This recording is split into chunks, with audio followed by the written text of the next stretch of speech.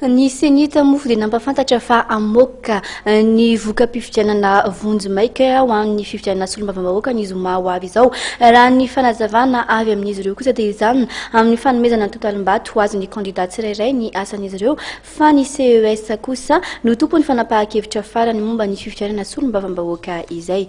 Fa ao anatin'ny tsy taona 2024 ity kosa no ametrahana ny androm-panjakana samihafa ho an'ny Repoblika faha-efatra. Dia aro fantaritsika ato anatin'ity fanadihadiana manaraka ity kosa ny dingana olalovana ao anatin'ny fananganana ny Repoblika, ny rafitry ny Repoblika faha-efatra izay. Vola ravo avy amin'ny sariny tsiry Rakotarsan.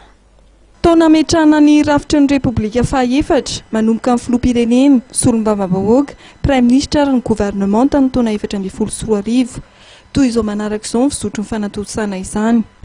Ny andrasana aloha zany zao dia ny famoahan'ny fitsarana manokana momba ny fifidianana ny vokatra ofisialy ny amin'ny fifidianana filoham-pirenena.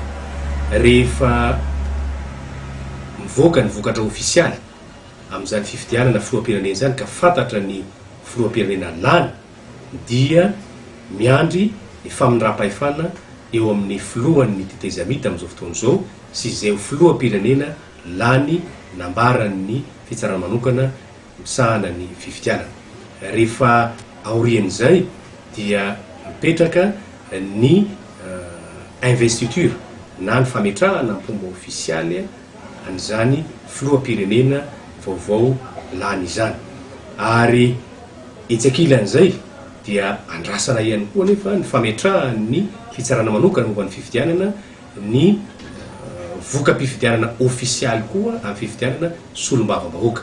Rehefa mivoaka izay vokatra ofisialy amin'ny fifidianana solombavambahoaka izay dia ny atalata faharoa aoriana ny fivoahan'ny vokatra ofisialy io no mivory voalohany ny mpikambana eny anivon'ny antenimieram-pirenena vaolany. Ary dia io fivoriana voalohany io dia ananganana ny Brown zany androm-panjakana izany.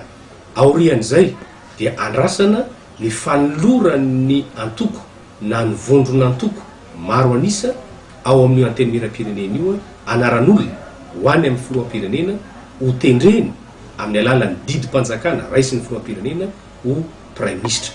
Ary aorinan'izay fanendrenan'ny Prime Ministre izay no misy ihany koa zany ny famindram-pahefana eo amin'ny Prime Ministre ny firaisam-pirenena amin'izao fotoana izao sy ny Prime Ministre voatendry vaovao. Aorian'izay no misy sy mandeha ny fampirarahana rehetra ka hahafahan'ny Prime Ministre manolotra ny anaran'olona ho mpikambana eo anivon'ny gouvernement izay tendren'ny filohan'ny Repoblika ihany koa amin'ny alalan'ny didim-panjakana miainga avy amin'ny fanolorana ataon'ny Prime Ministre. Ankoatra ny fotoana natotosana ny fivoriana voalohany antenimera vaovao, raha ny lalàna misy amin'izao fotoana izao dia tsy misy ny feim-potoana voatondra avitan'ny dingana samihafa toy ny famindram-pahefana eo amin'ny filohan'ny tetezamita sy ny filoham-pirenena vaovao. Petraka amin'ny fahendren'ny mitondra avokoa ny anatotosana izany rehetra izany. Ankoatra io anefa dia amin'ity taona 2024 ity ihany koa no anatanterahana ny fifidianana kominaly sy ny fifidianana eny amin'ny faritra.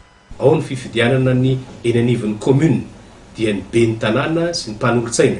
Ao ny fifidianana eny anivon'ny faritra dia ny lehiben'ny faritra sy ny mpanolontsaina. Ao ny fifidianana eny anivon'ny antenimieran-doholona izay mbola tsy maintsy ho tanterahana. Marihana fa aorian'ny fanambarana amin'ny fomba ofisialy ny fifidianana solombavambahoaka dia rava ny androm-panjakan'ny CT sy ny CST fa ny solombavambahoaka no manao ny asan'ny député sy ny sénateur.